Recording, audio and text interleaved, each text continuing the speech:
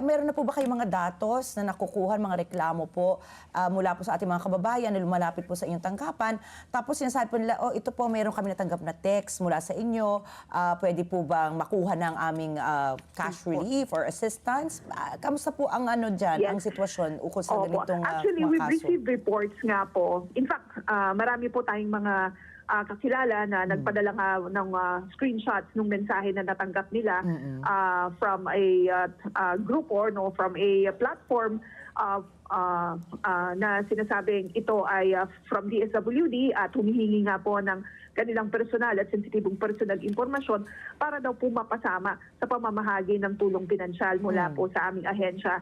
At ito yung panawagan natin sa general public na mas maging mapanuri po tayo sa mga mensahe na natatanggap po natin. I-fact check po natin yan, i-verify natin. Maaari po kayo magtungo sa official Facebook page ng DSWD para malaman kung ano yung mga programs and services na ipinapatupad po natin. But definitely, hindi po manghihingi ang DSWD, hindi po kami magpapadala ng mensahe at hihingi ng personal at sensitibong personal impormasyon mula sa inyo. At hindi po kami magpapadala ng link na kung saan dito nga daw nyo po ipoprovide yung information na hinihingi. Again, hindi po manghihingi ng impormasyon ng DSWD sa pamamagitan ng text message, lalo pat hindi kami magpapadala ng link para hingin itong mga impormasyon na ito.